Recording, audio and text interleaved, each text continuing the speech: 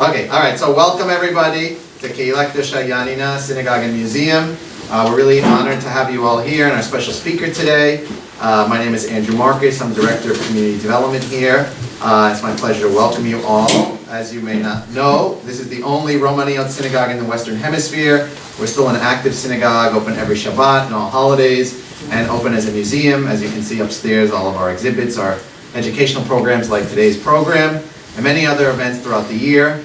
I want to take a brief minute to acknowledge our president, Marvin Marcus, and Theo Cantor, our Community Engagement Fellow. If you haven't met Theo, he's doing a lot of great work bringing the next generation, all ages, back and connected to our community, hosting different events and programs and research and oral history. So say hello afterwards if you haven't met him yet. But the moment we're all here, of course, is for our incredible, impressive guest speaker, Alex Moissis, who is an accomplished scholar, engineer, author, many different titles. But Alex grew up in Greece with Romaniote heritage and then came to the States to study at MIT, has multiple degrees in engineering and management. He lives out in California, but for the past 15 years, he has been mining and researching his family's archives from Janina, not only documents, but also rare photos from the early 1900s, many of which you'll see today, which is very, very exciting. And he's published multiple books. His most recent one is about his great-grandmother. My grandmother. Sorry. The Lost World of Hiette de Seriana, which we'll have up here, and his other books for sale after the talk. And he'll be here to sign it. But like I said, he's here visiting from California. We welcome his family and extended family and friends, and very, very honored to have him here to share all of his amazing research with us today. So without further ado, let's give it up for Alex Moissis. Thank you. Can you hear me in the back? All right.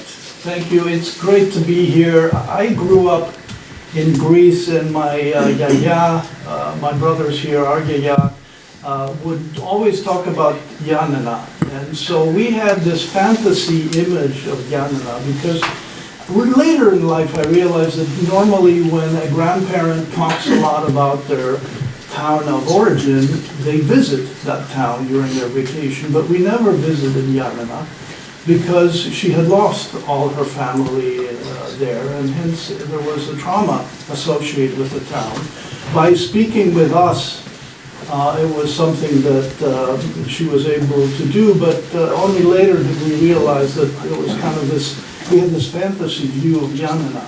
And so, equivalently, in the past 15 years, I've been hearing about this synagogue in New York and the wonderful people who have been working here.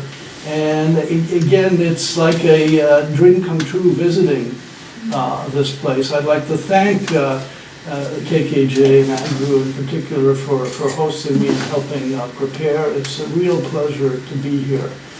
Now, I will describe to you how I got drawn into this archiving work and photograph work, and my message ultimately will be a single one.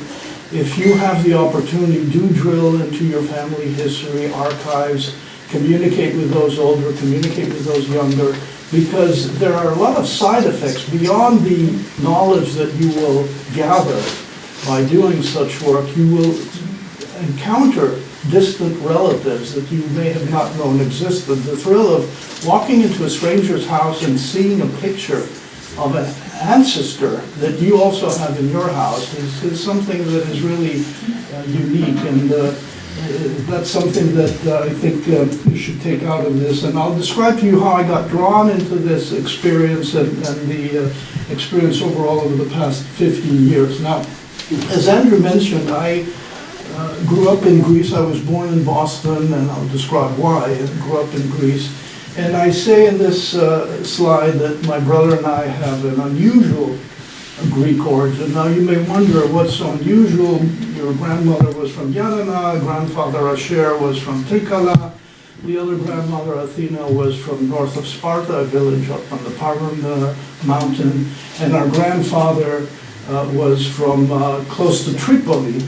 And he went to Chicago as a Greek-American immigrant, sold flowers on the street, then sold ice cream, started an ice cream company, then moved back to Greece 40 years later. So, what's so unusual, the unusual part is that our grandfather Asher was a leading figure of the Jewish community in Greece, and Vasily, the grandfather on the mother's side, was a leading figure of the Greek community, the founder of Evga, the company, the dairy company.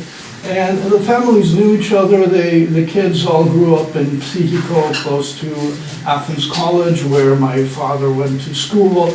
On his way back from his school to his house, they would pass the Surapas house, where the Surapas girls would be out on the street, in some cases intentionally, in order to encounter the boys from Athens College. The kids fell in love. The parents clearly understood that there was no future to such a romance between the parties.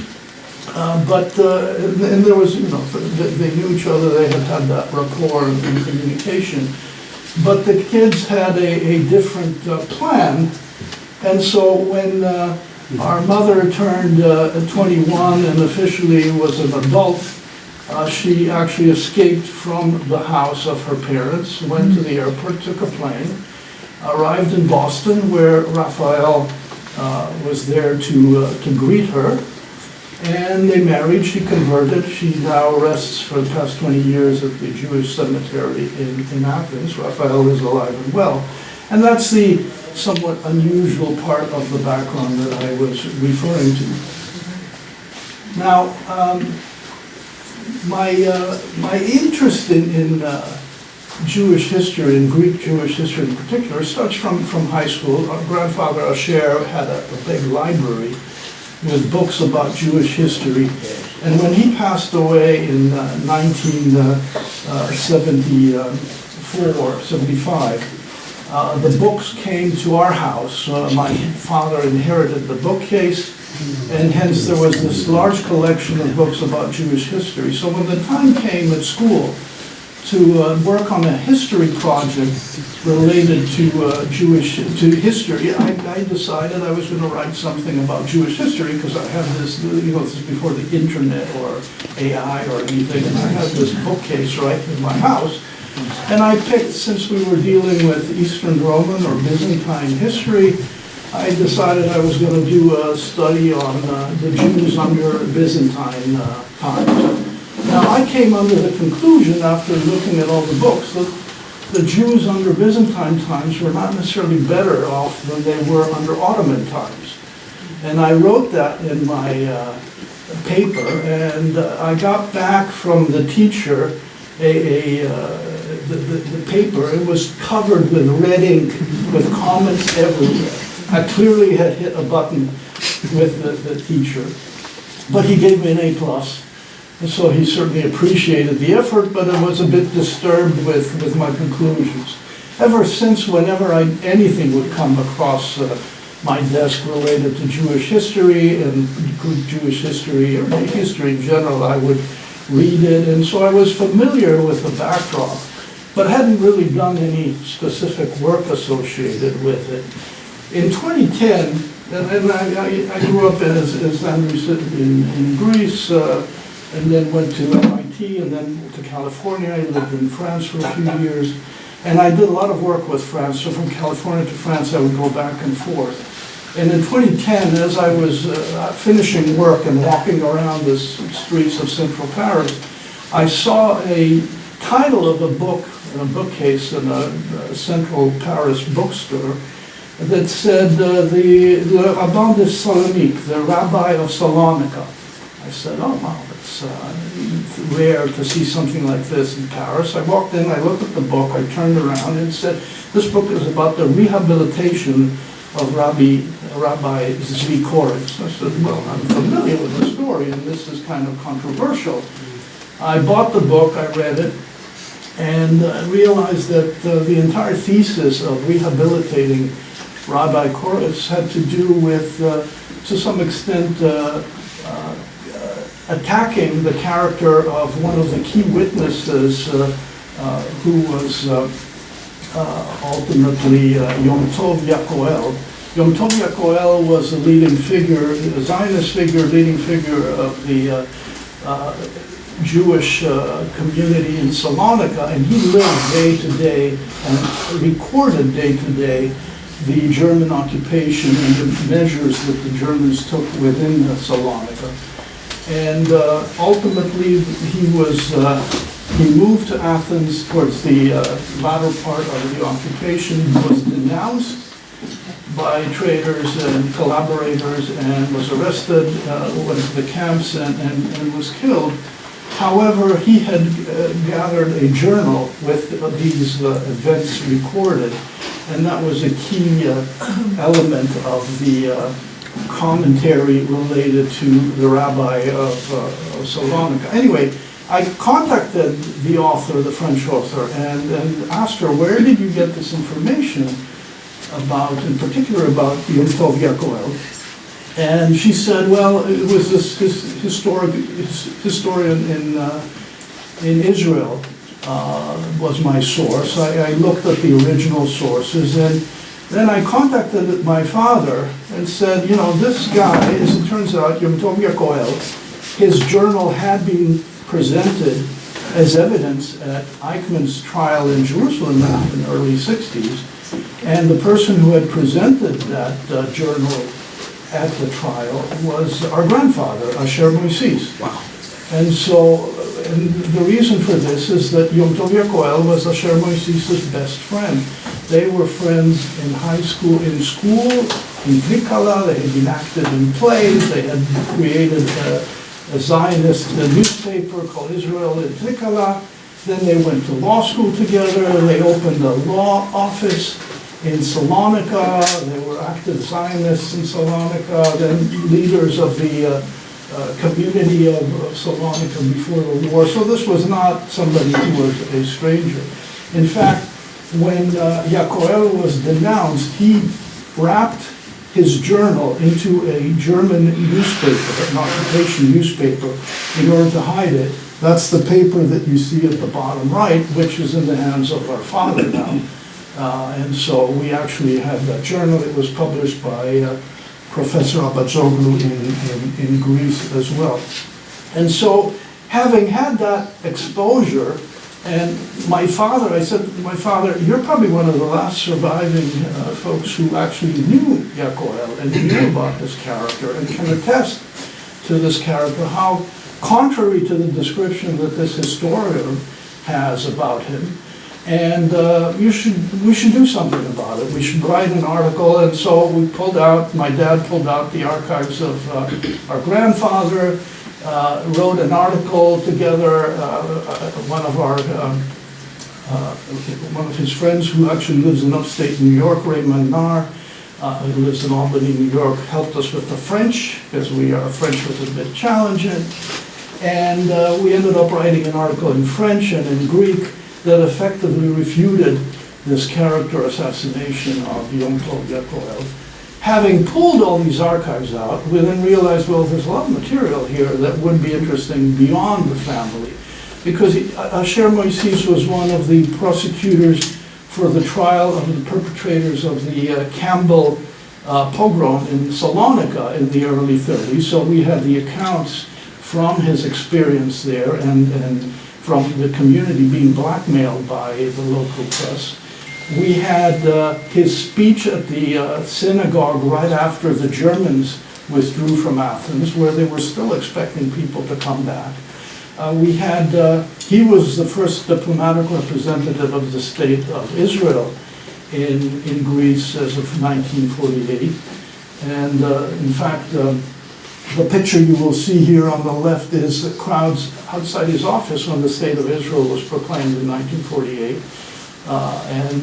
So he was an active Zionist. When David Ben-Gurion came to visit Greece in 1951, they went to the Marathon Dam and the waterworks there with my grandfather. Ben-Gurion stayed at our grandparents' place, at our grandparents' house. My father's sister Mireta wanted to preserve the pillow where Ben Gurion had slept. We have pictures of Asher Moissis with Abba Eban at the Acropolis, and Moshe Sharet, another diplomat, with Menahem Begin. On the right, you'll see him with his friend, the Patriarch, the Orthodox Patriarch in Jerusalem. We're at the Mount of Olives, and a couple of gentlemen in the front are in this room today. And so he had a very active role in the community, and with these archives we published a book in Greek with my daughter Chloe's first cover of her ancestors' books, and then a translation also in English, which is here, the Greek Jewish Patrimony. And it's a series of articles from his archives. So that was, if you will, the warm-up for what came next. Because what happened next is we had this series of glass photographs, and you'll see Philip, who's also here today, with the box. This is a wooden box, a projector, and we had about 400 glass photos. Now, the way these photos survived is that after the war, my grandmother, knowing that her mother, her grandmother, her sister, her cousins, her uncles had all perished, members of the Levi family of Ioannina, which numbered 80 people are on the plaques in Ioannina, having perished from the Shoah. We had these photographs that her uncle, my grandmother's uncle, had taken. And the way this box survived is after the war, my grandmother went back to see if anything had survived from her grandparents' house, and they found the house burnt and looted, so just the facade was standing, and they were distraught, and they're walking back to their hotel in tears, and they hear a young boy actually selling some show and saying, "1 franc for the panorama, come see the panorama, come see the panorama." And they looked, and this was this box with these pictures, and that's how it survived. I don't know if they bought it back or they took it back, but anyway, that's how this box returned to our family. And then we had these pictures, and the late Moissis himself, the mayor of Ioannina, knew about these pictures. Some had been published, and he encouraged our father to bring the collection over for an exhibit in 2015 in Ioannina, and it would be the pictures in the box returning after 70 years. And so the pictures were returned, and there was an exhibit with pictures like this, which was all great, except my father, my brother, and I had no clue what's on the pictures. And it was a bit embarrassing because there were these fascinating, you'll see some of the pictures, just incredible pictures. I had played with this box, and as my brother or cousins as kids. This was, you could either use the Disney Viewmaster with the 3D, or you could do this. And our grandfather would say, "Go show them the Kratidor." And we thought Kratidor is this. Kratidor was like, I was reading the other day the book by Stella Levy that talked about Teneme Aki in Sephardic. Tenemaka, yes. So the Sephardic, it's a very well-known expression. My grandfather, remember, had a Romaniote mother and a Sephardic father, so he had both cultures very much ingrained. And so he translated into Kratidor, which was basically the Sephardic tradition. And we thought that it actually meant "keep the kids here because I'm busy." I thought Kratidor is, I can go play with the box and look at these 3D pictures, and the 3D pictures were just fascinating. But we just didn't know what they had on them. And then I wasn't in Janina when this event took place, but I watched the video. The video comes to me in California, and there's my dad with the governor of the region, the mayor, and he announces that we're going to have a book with all these pictures. And I don't know if it's going to be me or one of my sons that creates this book, but we're going to have it. And I'm looking at this saying, what are you doing? Who's going to do this? And then what follows is this picture arrives with a note saying, what is this? Do you know where this is? And I'm looking at this. It's clearly some Gothic architecture, 2 spires probably in France. I hadn't noticed here that it said absinthe at the top, right, which was an important clue, as you'll see later. Eventually, we did track down this church last summer. But to cut a long story short, I ended up saying, why don't you send me all the pictures, so just scan them and send them, because instead of having 400 puzzles, typically you have a series of 4 or 5 pictures from the same event you can tell. So then I'll have 100 puzzles. And then after work each day, I would start looking at it. I realized I had access through Google on Street View, so if there was some countryside around Janina, I had a chance of identifying where it is. Even in Albania, I could identify something where it is. The clothes gave me a hint as to the period. If the men had a fez, it was clearly before 1913 and Ottoman occupation. If they didn't have a fez in Janina, it was later. If you could see women's ankle, it was after World War I. Otherwise, it was before World War I. So you had all these clues. If there was a child in the picture that was, and I recognized the child, that was a huge clue, because I knew when the kid was born, and then I could pretty much estimate how many years later. I used plants. If I knew it was a family house, I could see how big the tree in front of the house was, and again, I could sequence the pictures. Eventually, there were other skills, more sophisticated, developed. I realized there was an app on the internet where we would tell you what the ratio of an object and its shadow is, and what the angle is. So if I knew the exact location, I could see the shadow relative to the object. I could tell you what day of the year this was. It would be either spring or fall, but because of the plants, you could also tell whether it's spring or fall. And then, of course, the center of Janina, I knew when the buildings arrived. So I could, and I'll describe some of this, I could tell the date based on the buildings that were present. So this whole, and by the way, I'm not an observant person, so this is a skill that was developed. I mean, Rebecca's here, my wife, and she can tell you, we've driven past places many, many times, and then at some point I'd say, oh, I didn't know there's a golf course here, and she'd say, we've lived here 2 years. So this is a true story, and so this is ultimately the how I got drawn, and I'll show you now some of the pictures, which ultimately led to research not just about the pictures, but about the places, about the history, because I want to understand what's going on here. And that led to several books related to the late Ottoman period for our great-grandfather, who was my grandmother's grandfather, who was actually a member of the Ottoman Parliament and then representative of the Sultan, taking care of his lands around Janina. This was a guy named Davidson Effendi, who you will see up on the left there. He's wearing glasses because he's the only one wearing glasses in any of the pictures, because he had a son in Marseille who was a professor of ophthalmology. And so, and also another technique was from the color of his beard. I could kind of sequence his pictures, because they start dark and then they have a gray line here and then the gray line expands. So that was another way to sequence the pictures. Anyway, this picture, the way you could date it is he's sitting next to, Davidson Effendi, our ancestor, is standing next to the Vali, the governor of Janina, who's Osman Fevzi, also known as the Tartar. He was there from 1897, right after the war between Greece and Turkey, until 1906. So I have a clue that this picture, which is clearly in Janina, the building in the back, is the governorship. It's a military base now. It's still there.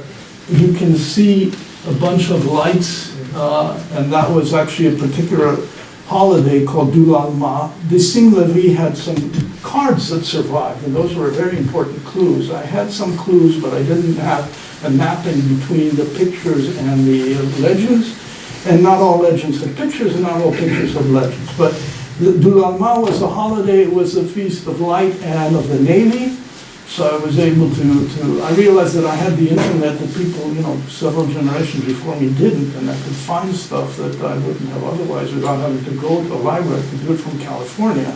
And in this case, Osman was 1897 to 1906. There's also the Metropolitan Grigorios Kalidis, who was from 1893 to 1901. So now we're 1897 to 1901. It's getting narrower in terms of the range where this picture was taken.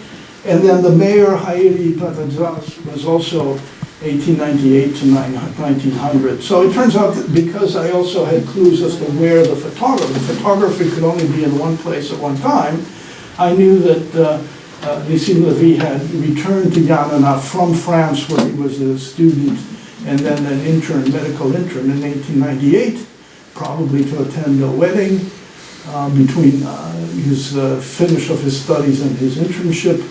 And this is when this picture was taken. There's other folks there who were recognized. And so this is how slowly this technique evolved. We have a series of medals from Davidson Effendi, including the French Legion of Honor, a medal from the Emperor of Austria, and several Ottoman ranking medals, since Davidson Effendi had been one of the first non-Muslims to serve within the Ottoman state, and hence his medals. There were pictures from the family, and some of them you may have seen elsewhere. This is Davidson Effendi with some of the pictures we could cross-check with other sources. So for example, there were Bohorakis Hanen Levi, who was a cousin of Davidson from the other branch. You have another thing I should mention is the Levi family were all in the old-fashioned marrying members of the Levi family.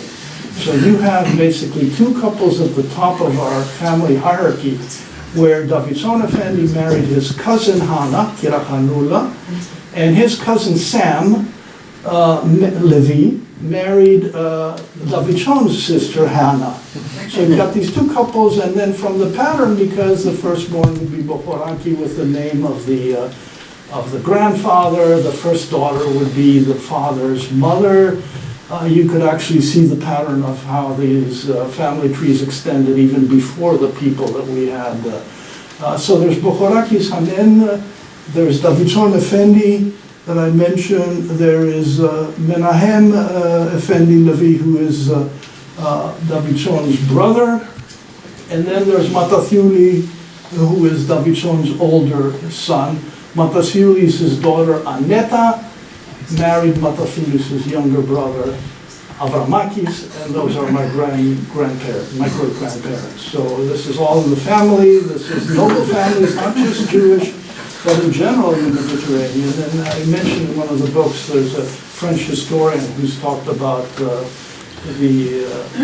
harem of the cousins, I think she called it in French. There was nothing more elegant in the family than to give a fresh flower of your family to one of the grooms. So this was not just about keeping property and wealth within the family. There were criteria that had to do with the purity of the family there. Anyway, another picture here is my great-grandmother Aneta's family in front of their house. This house survives. It became a school later. It's on Moissis Street in Janina. It's now, many of the Yaniotes call it a Nikion, the Nisei, because they went to school there. And the door, as you'll see, survives. And this is the family, Matathiulis' family, with the kids all lined up. You see them in another picture about the same time in 1898, the two girls, Aneta Efthemia, and the four boys, and Matathiuli and his wife, Rivka, or Rebecca Calamaro. And here you can see also, these were pictures that were scattered. One of them surfaced in the Jewish Museum. Somebody posted on the internet, and I looked at it, and it was clearly not just the same family, but the same session. So once you start working on these, you start getting all these other coincidences that start happening more frequently.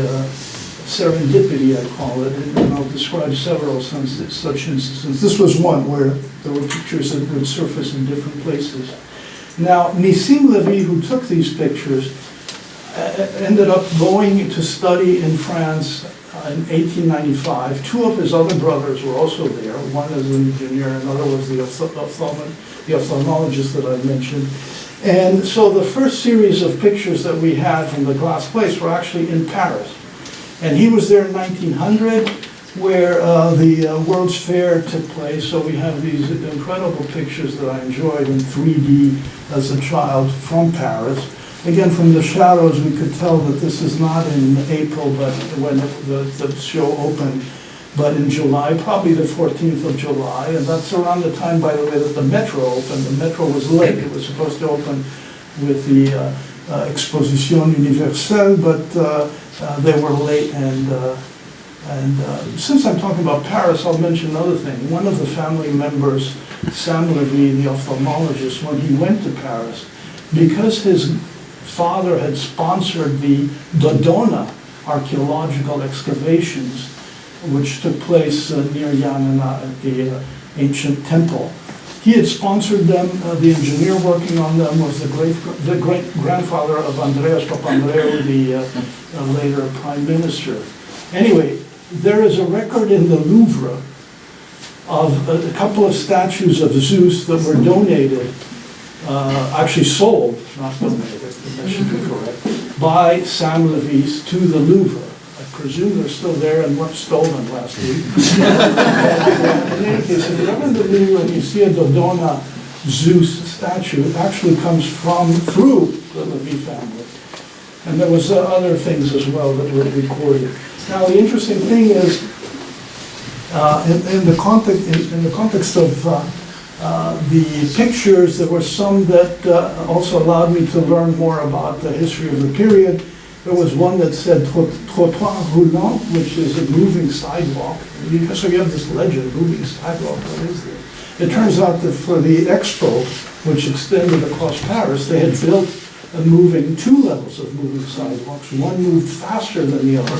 So you would climb up to the first one, from here, steady, up to the first one, and then as you moved faster, you went to the next one. And so we have actually a picture of the trottoir roulant, and this is the kind of picture where you'd say, why did Nissim take this picture? And then eventually, you know, by going through these pictures, I was learning a lot about the history of the place. This was a tricky picture because it looks clearly like probably a French city. There's a guy there in the snow. At first I figured it's just some Parisian walking around, and there's probably family members. I didn't recognize him at first.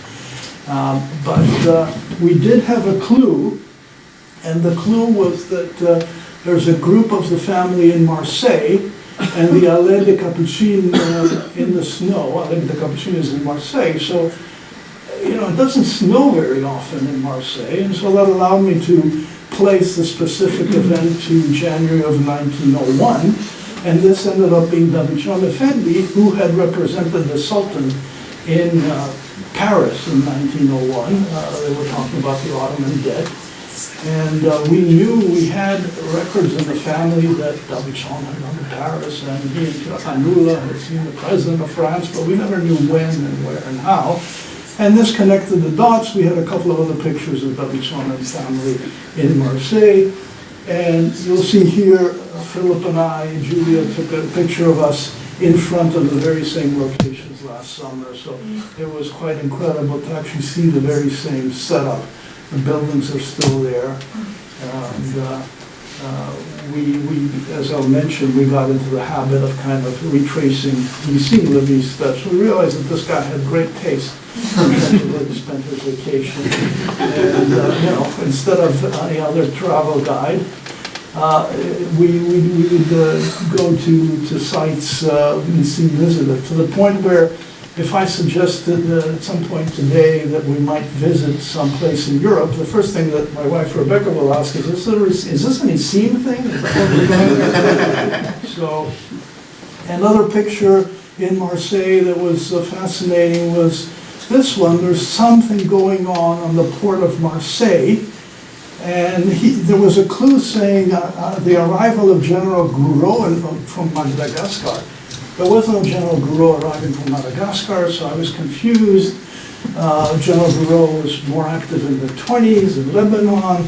There was something from Madagascar, but there was clearly, another hint here was that there was somebody boarding a carriage. The carriage had a little label on the side of it, so it was clearly some official. And as it turned out, this was in August of 1900, the expedition that set out, the French Expeditionary Legion, Foreign Legion, that went to China, along with several other European nations, to participate. There's a movie online, I think it's called 55 Days in Peking, and it has the siege by the Westerners. This was pretty much all the Westerners, the Russians, the Germans, the French, British, all the Indian, British as well, all participating at the same time. And this is actually a picture from that event. The person boarding, I found some other pictures in the French press from the period, and it's the President of France, Émile Loubet, that was photographed by Nissim Levis boarding his carriage. As the flotilla was ready to leave, and the flotilla went to the south and met up with ships that came from the north that included Pierre Loti, the author who recorded all these events. So I had his journal as well, and I could follow through what happened. So I ended up through these pictures of learning all things about history, because I was trying to understand the picture itself initially, but then I was becoming more fluent with other parts of the history. And the hotel, the fourth floor of the hotel where Nissim stood, is one that we photographed also when we were briefly in Marseille last summer. This is an interesting picture, and it's interesting because it's one of the few Nissim pictures that actually relates to a Jewish ritual.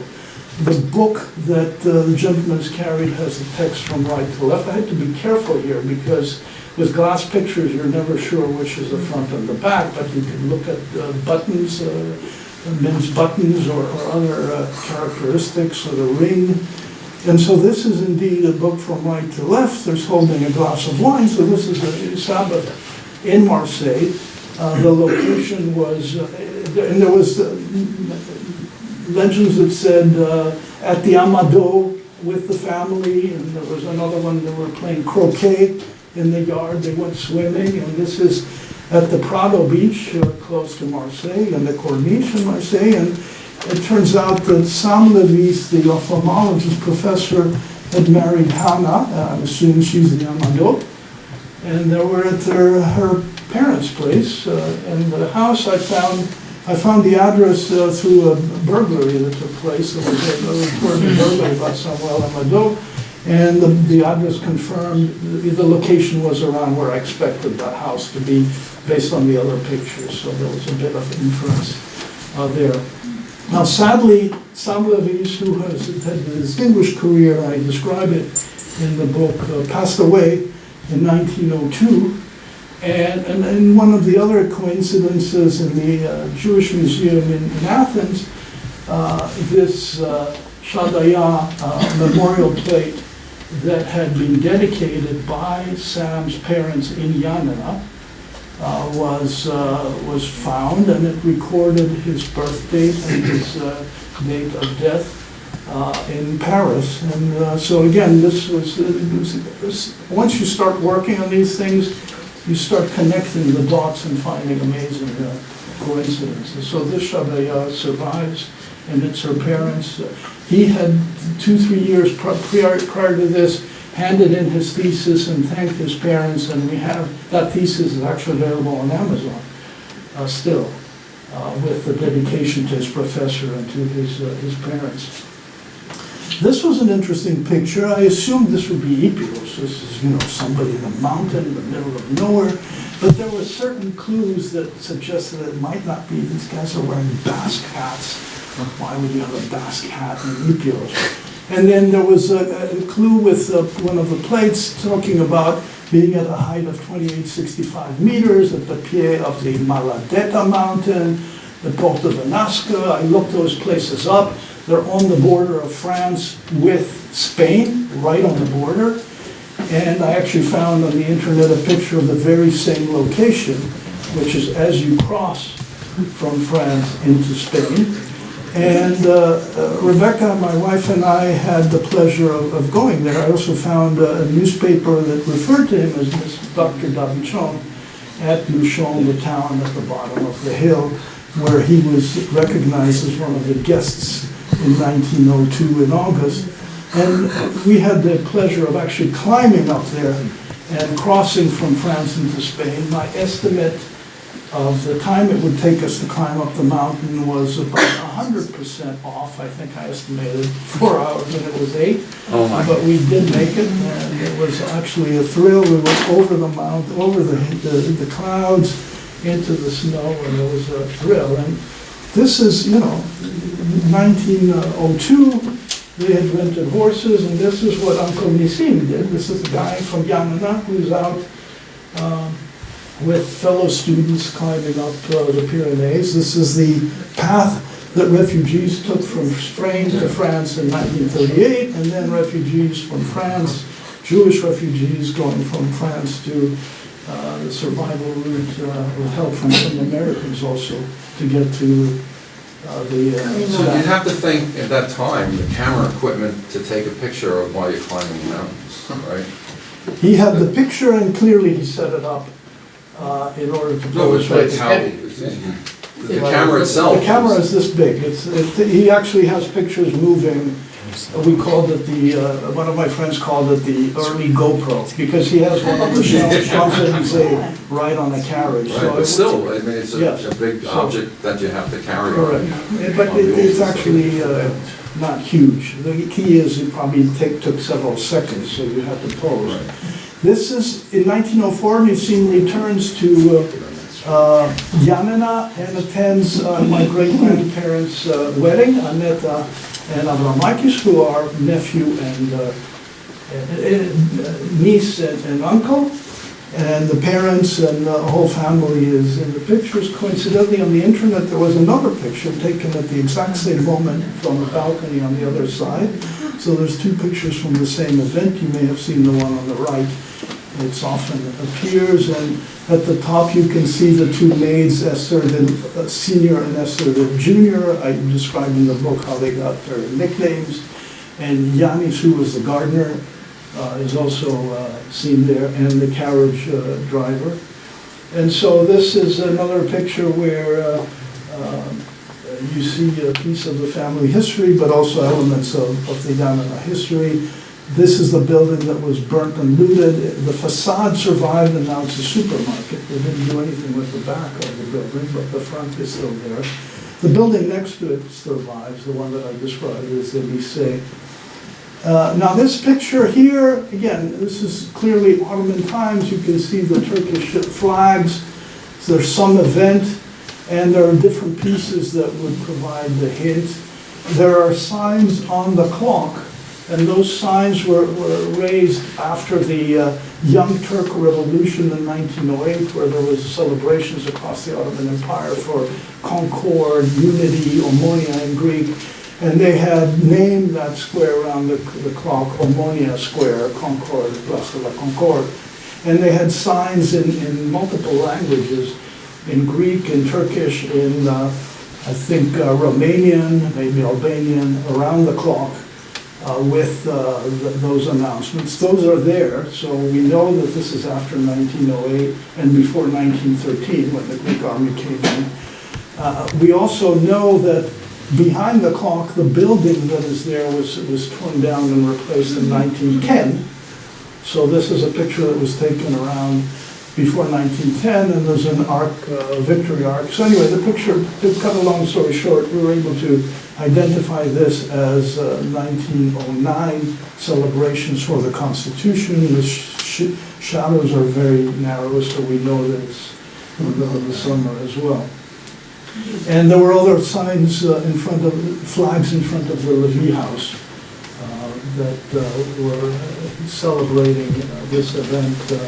There was some hope that At the time, they would have essentially an Ottoman nation. Of course, it didn't work because everybody had their own aspirations, but this is what the Young Turks initially wanted to put together. Another picture here has a official in 1912. Things are not going well for the Young Turks, and they send out this minister, this interior minister, on a tour that took 102 days, and I described it in the Henriette book, around the Balkans. Red is by train, yellow is by carriage, and blue is in the back of a mule or a horse through mountains and through different terrains. And so after they go through this whole tour with Haji Adil, who's the Young Turk minister on the right, there's Sir Robert Graves, who's a British advisor for the Ottoman finance minister, who's with them. And he wrote a journal. So I was able to track through his journal on the whole trip. Who's here, Robert Graves is here. Sefsi Satmak, turns out, was the guy who was the head of Kemal Atatürk's army and the guy who founded the Turkish Secret Service later. He was a junior officer there, but he was in Janina and pictured in this scene. Now, the funny thing about this whole event is that Robert Graves says, when we went to Janina, it was just so far ahead from everyone else. You know, the Greek schools were beyond competition, and it was just much more advanced than the rest of the Balkans. The only thing that was a real drag were these dinners. The dinners took forever with speeches, and as you would have it, here we are, we have a scene with these pictures. One of the dinners was at our ancestor's house, and there's Robert Graves sitting next to my grandmother's grandfather, Matthew Levi. And so it's funny that essentially the recording from the British the event, we kind of matched. We had the picture, we had no idea. Remember, I had no idea what these pictures were initially, and eventually we actually have an account of the dinner itself. This is an interesting picture. It's actually showing a hanging in the center of Janina. And this picture, again, there's signs here that were Place de la Concorde, so we know that this is before the Greek army came in. You see fezzes, so it's clearly between 1908 and 1913. I also knew that during the war, Janina was under siege by the Greek army for 4 months at the end of 1912, 1913, and there were executions both of Greeks who had collaborated and helped the Turkish, the Greek army, as well as others who were looting, Albanians or others who had been looting the Turkish army. So this is a hanging, and there were a couple of clues as to when this may have occurred. I had read in an account by a French lady who had visited Janina at the time that the clock would actually record time a la franga, which is the Frankish time, and a la turca, which was the Turkish time. So here you see a la turca. A la turca. The problem with these clocks is these are mechanical clocks, so you couldn't have the flexible Ottoman time that had 12 hours between sunset and sunrise in the winter and the summer, with the hour, actually the duration of the hour varying and tied to the prayers. So what they did is they decided that 12 o'clock was going to be sunset. And they had some poor sap going up and moving the clock, presumably not every day, once a week. And of course, many of these clocks broke because they weren't designed to be adjusted regularly. But here it's actually, you can see that it's a la franga and a la turca. From the shadow, I can tell that this is morning. The east is on that side. And if you combine these two times, I realized that you could actually establish the time of the sunset, which is 5:55, and that actually ties to when I had read in the Greek press that there had been hangings in Janina at the end of January 1913, about 3-4 weeks before the Greek army came in. So there were all these techniques to establish dates and times, etc. This was tricky because I had a sign saying this was the decoration for the entrance of the Crown Prince of Greece, into the synagogue. And I knew this was the synagogue because I could see the Magen David, I could see Hebrew letters, and I established that this is on the corner of what today is Averov Street and Yosef Elias Street. If you went down this street, you would get to the new synagogue, as it was called, which was outside the fortress. Yeah. The problem was, I mean, the Greek army comes in on a Thursday. Friday, you've got the parade with the crown prince. He went to the synagogue on Monday, welcomed by the head of the community, Israel Levi, who was also a relative, a pharmacist. It was strange that they would have had time to decorate as much, in 3 days. And it turns out that about 2 weeks later, the crown prince Constantine was became king because his father George was assassinated in Salonika, and his son George arrived in Janina as the new crown prince in May. So this was the second crown prince, not the first one visiting Janina. And I found other pictures with similar decor. So this was actually, that was the trick of, at first I thought it was the first crown prince, but something didn't add up. How did they decorate so quickly? And then I realized that in May, the second crown prince had visited. And I've got a treat for you. There was a German who was actually authorized to film the Greek army during those campaigns. And this is actually in the synagogue in 1913. You'll see kids, some of it may be our ancestors, with flags. And you have a film inside the synagogue of the Greek crown prince arriving in 1913 and being welcomed by the children, the boys in the community. And there's the crown prince, Daglis, Panagiotis Daglis, the general is there, Papavos, Forestis. There's a lot of well-known, I'll go in slow motion again and you'll see.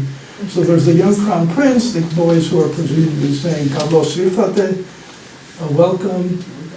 And if you look closely, you might recognize somebody from your family among the boys there. So, and then Daglis is here, Panagiotis Daglis. We have another picture right next to my grandmother of Daglis. This is Alexander Soutsos, who was the first officer. This is Forestis, who was the Nomarchy. And then this is Papavos, who became prime minister later. So, quite an incredible set of pictures. This is also part of the history of Janina. And this is an incredible picture. At first, again, somebody's pointing a gun at somebody else. It turns out that this is the Consul General of Austria, Konstantin Belinsky, and this is Angelos Forestis, who's the consul at the time.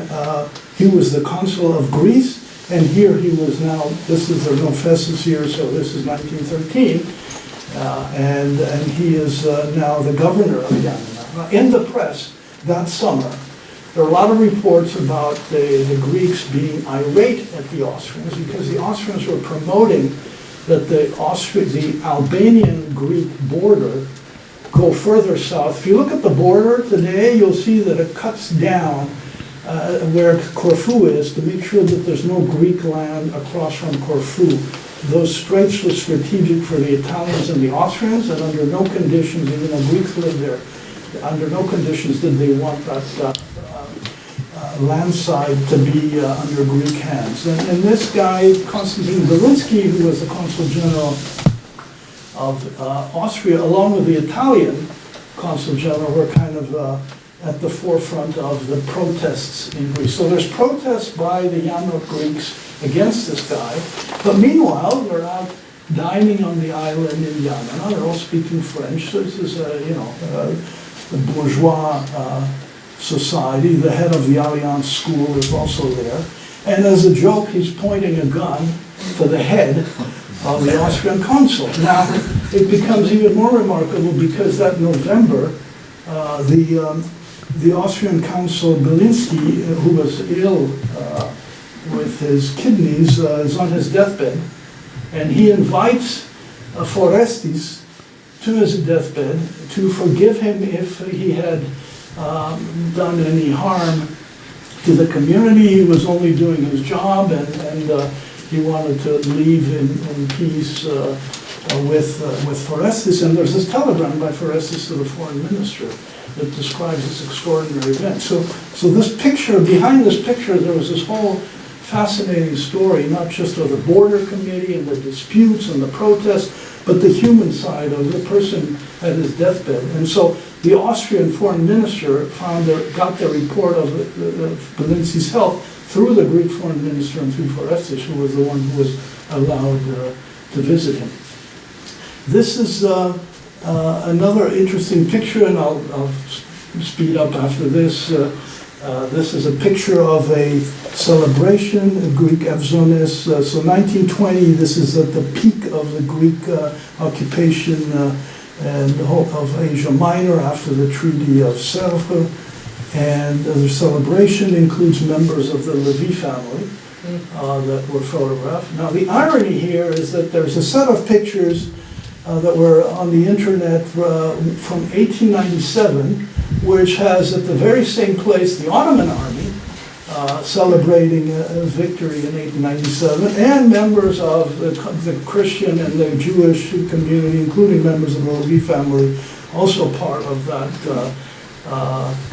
group there. So the cycles and the complexity of the history of that region are revealed. Yeah, I came from school where we were told 1821, the Greeks were liberated, and then there was this detail of a century of lands that are now parts of Greece that were still Ottoman, with bankers active in Istanbul, with people who had prominent roles in the Ottoman Empire. There's a prominent Turkish historian who has claimed that it was a big mistake for all the other Balkan peoples, including the Jews, for allowing the Turks to take ownership of everything the Ottoman Empire did, because the contribution of many others in the economic life was definitely there, and including in the 19th century when the Greek state was already present.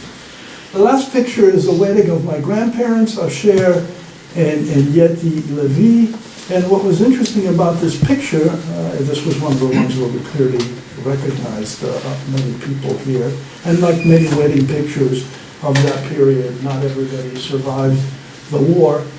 You see all these nice young folks, and some survived, others didn't. What was interesting about it is I knew from reading the press of the period that Esad Pasha, who was the head of the Turkish forces in Janina, who spoke Greek, who went to the Zosimea school, he studied Greek. His ancestors had been Greek speakers as well. And then after he surrendered Janina without having the town destroyed, and the people there were grateful, he left, went to Turkey, coordinated the liberation of the Turkish prisoners, and then went back to Turkey. And in 1928, I knew he was back in Janina, visiting for private reasons. He was trying to claim some lands. But I didn't know whether he attended the wedding of my grandparents. And there's a picture upstairs of Dr. Kofinas with a boatman that you may remember, and that boatman is Yorgakis Lapas. And Yorgakis Lapas, who is from the island, his granddaughter is a Greek author. And she had sent me a message saying, you know, my father, who was friends with your grandmother, remembered in his childhood attending your grandmother's wedding. And the Shat Pasa was there. So that's how I confirmed that the Shat Pasa was actually at my grandparents' wedding, having visited Janina. So this became a book with the Nissim Levis Panorama. It was welcomed in incredibly warm crowds in Athens, in Salonika with the late mayor Boutaris. In Janina, it was unforgettable. The local schools had the choir sing at the reception of the book.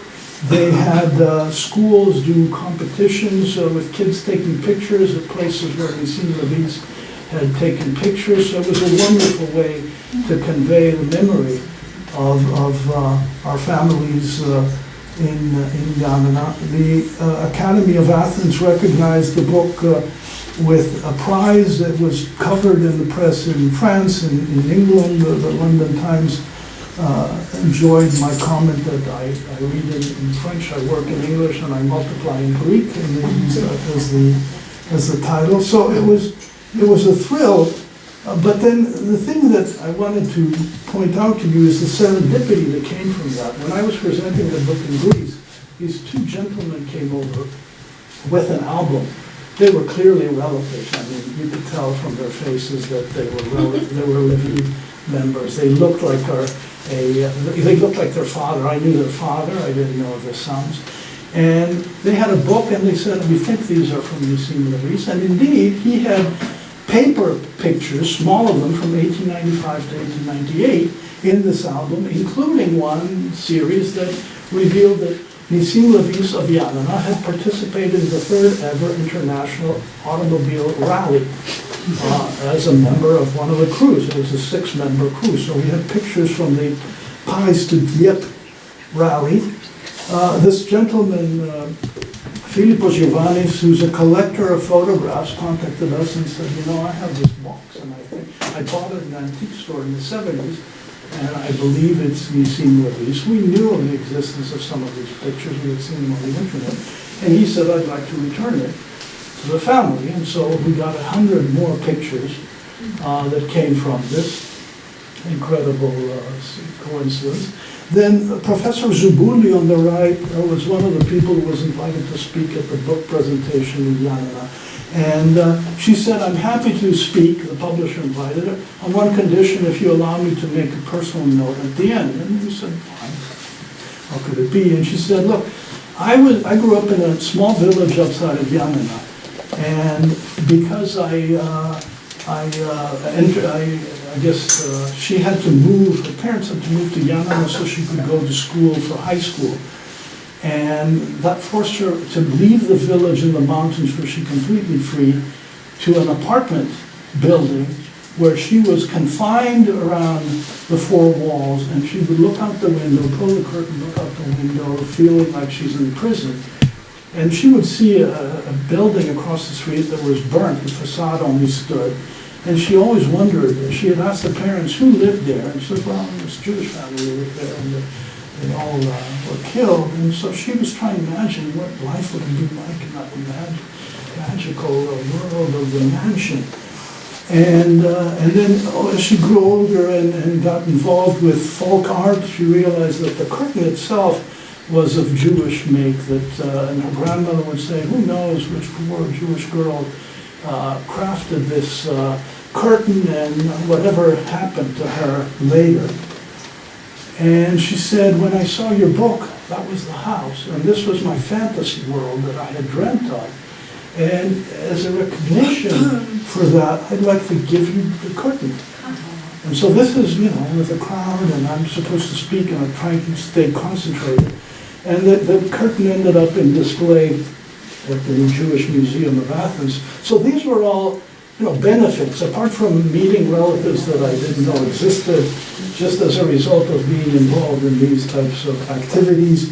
The pictures from 1895 to 97 had Nissim as a young student walking around elegantly in front on the Boulevard Saint-Germain, in front of the Collège de France.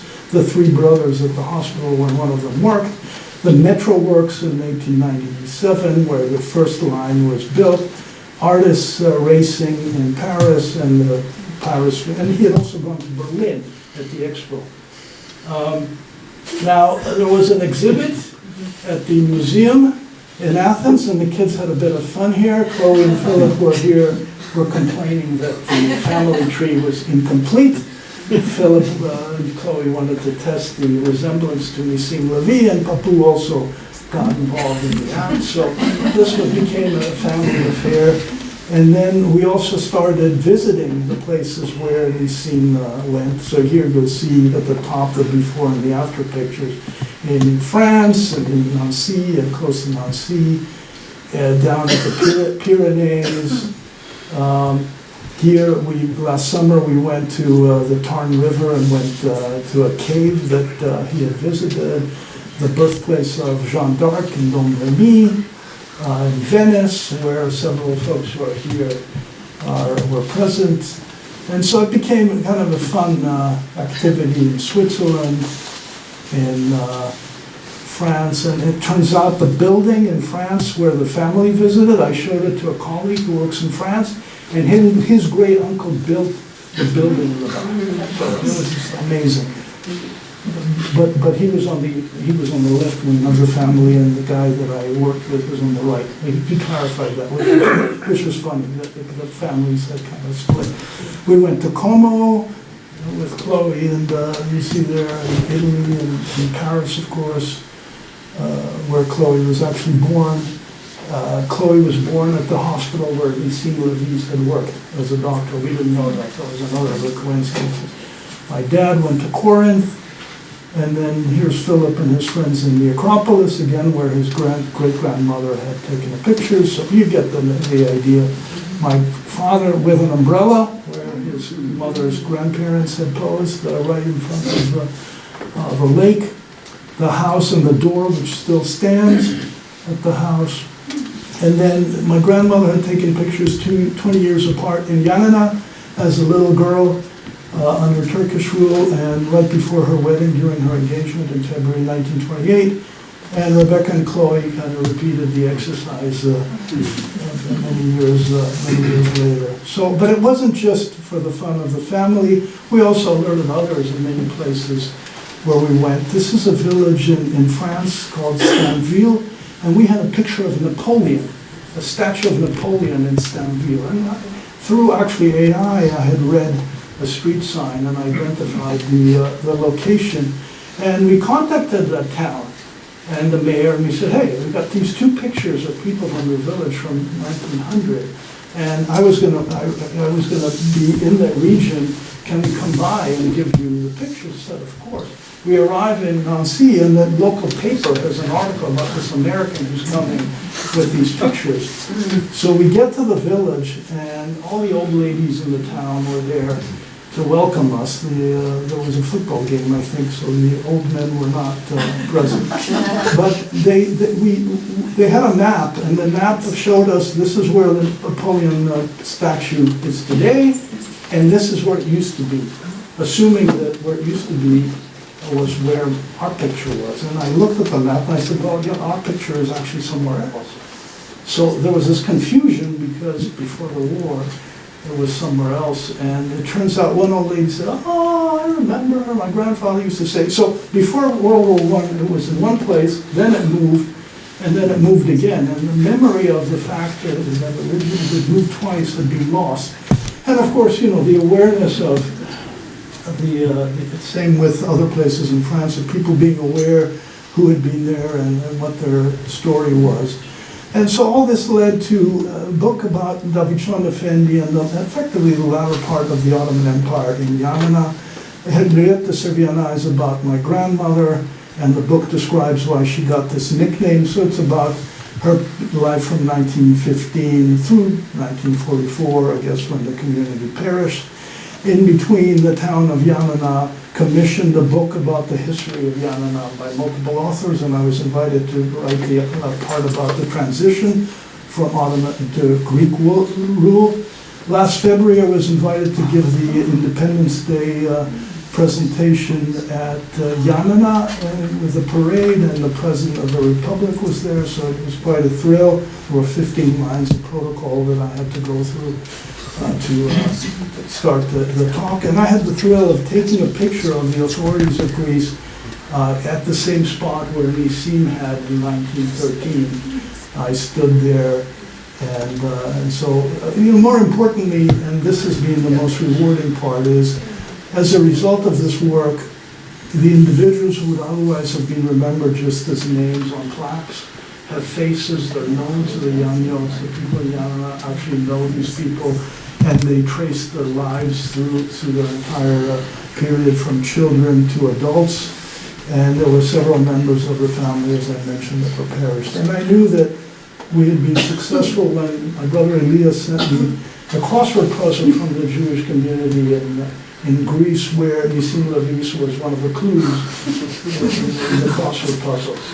So I would encourage you to dig into your family history. As I said, this wasn't planned, And the rewards in terms of the discoveries, but also the interaction with people, including today's event, have been quite a rewarding and a thrill for me. So thank you. If you have any questions.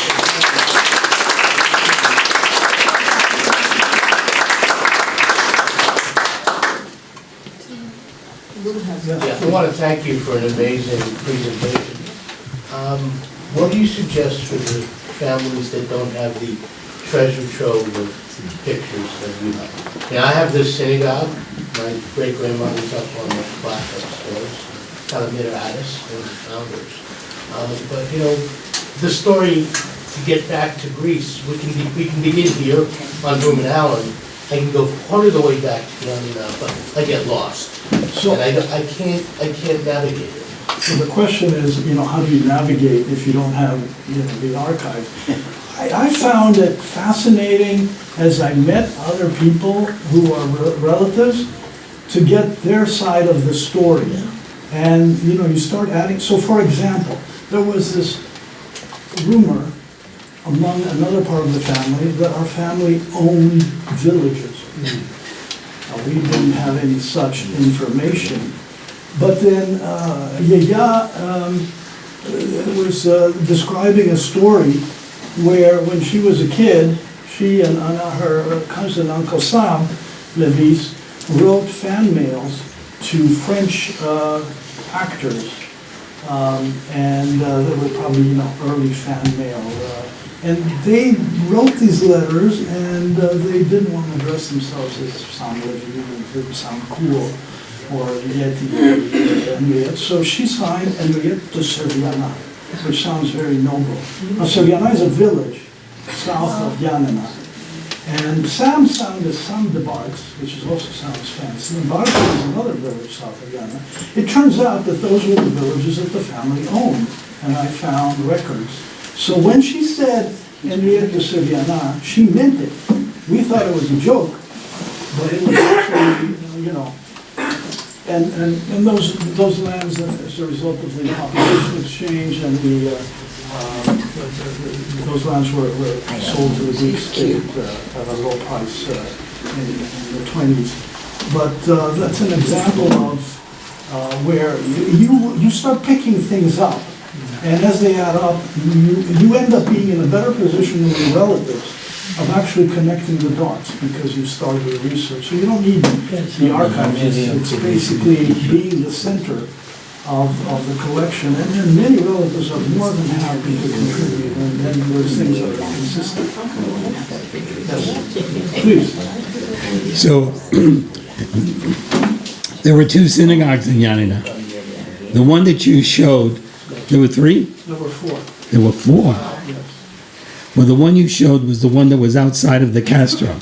Correct. So there's the inside the castle, which is now on Moissis Street. It used to be on Justinian Street, and considering Justinian persecuted Jews, it was kind of better that another street would be named after him. He was a great Byzantine emperor. There was the one in the castle. There's the new synagogue, as it was called, which was outside the castle on the Yosef Eliyah Street, the one I showed the video from. That was destroyed after the occupation. It became a stable, and it was destroyed. And then there were two others. My uncle Rikos Levis, the father of Professor Alexander Levis here in Maryland, had recorded that the family actually had its own synagogue close to the old synagogue in the castle, where family and friends would gather. So we had lost the record of this. And he mentions a fourth one. I don't know where the fourth one is, but that's the source for that information that I mentioned, that there were four. And when was Nissim given the honorary term Effendi? When did he get the Effendi title? Yes. Effendi was a title that was actually common for noblemen in general. It wasn't a title given by the state. He had multiple titles as a result of his place in the hierarchy, in the Ottoman hierarchy, but he would have been called Effendi like the Greeks and the Turks were called if they were of the upper class. Effendi's kind of Nikoki is the word, but different expressions were used for the upper class in different parts of Greece. And yes.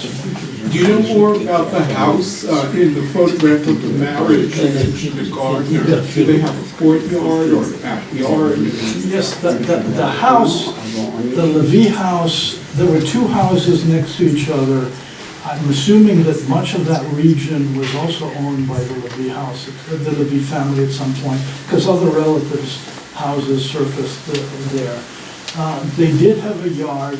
They had a greenhouse in the back, a serre, as it appears in some of the pictures. They had a ritual bath for the women also in the bath in the back. They had extended the house to the side to accommodate the young doctor from France so that he could have his office there. And once a week, he and his friend Moissis separately would welcome. They had a day where they offered their services for free to the people of Janina. And that was also mentioned in Moissis Kofina. You will find ads in the local press saying, and every Tuesday he'll welcome people for free, etc. So that was, the house had been extended as well.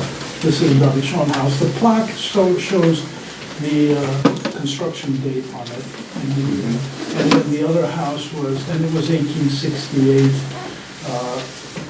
that the house was built right before a big fire in 1869. There was a big fire that destroyed the market. Got almost to that house, but the house survived. The market was burnt down. And then the other house was in the 1880s built. And again, the plaque is still there.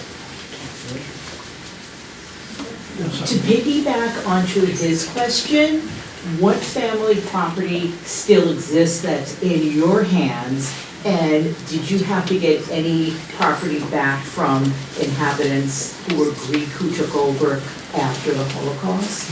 The answer is that there is one property. The property that was burnt was still in my grandmother's and then my father's hands and was sold at some point. There was also a market, a stola market that was still in the family's hand and again was sold. The Likio house is owned by another branch of the family, one of the grandsons of Davichon Effendi, who's on the pictures, still owns that and presumably leases it to schools and dances. There was a kindergarten at some point there, a dance school at some point. But the door is still the very same door, and we have multiple members of the family, as with the cemetery, who have posed in front of the door and the Davichon and Kirahanula graves that are in the cemetery right at the top of the hill. And the cemetery land itself was owned by the Levi family. And there was a dispute because at some point in the 60s, the Greek government tried to claim it. And Uncle Erikos had to testify that, this is indeed, here's the record, and my grandfather, who's a lawyer, was involved as well. What is the source of the Romaniote? Romaniote? The source of the Romaniote? The name, Romaniote. Where did you get the name Romaniote? The Romaniote. So Romaniote, the source of Romaniote is the Greeks would call themselves Romi, they still do, as in Romans. So the Greek language in the Ottoman Empire was known as the Roman language. And the Greeks themselves were the Millet of the Rum, of the Roman. The Greeks who spoke Hebrew, who spoke Greek, the Jews who spoke Greek, who've been there presumably for over 10 centuries. There's records of it. We have graves of Levi family members before 1431, before the Ottoman occupied the city. And they would call Romaniote. So Romaniote is a branch of Judaism, not well known, in addition to the Sephardic, the Ashkenazi, that has to do with the folks who lived, Jews who lived in Greece and spoke Greek. So when did the first community, Jewish community, came to Greece? Well, look, Apostle Paul preached in synagogues And so, there was somebody there in synagogues at that time.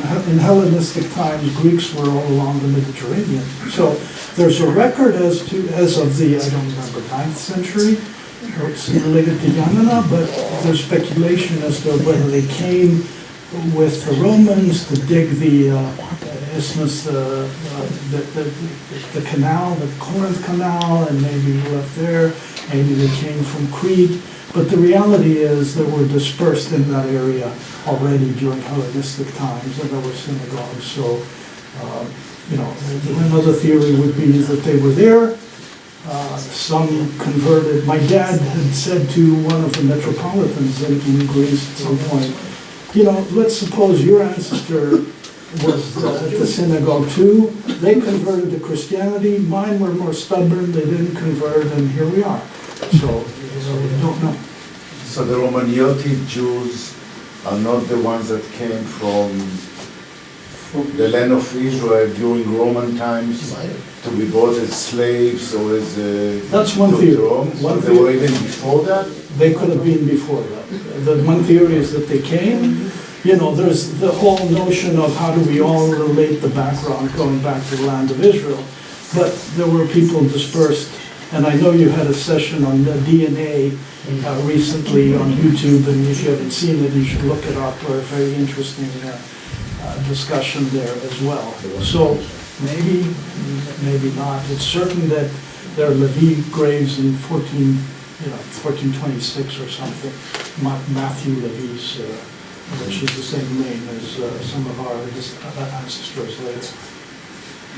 All right, let's wrap it up now, and then you can come up for more questions, and we have the book available also. But give it up again for Alex. In the back, if you like. See ya.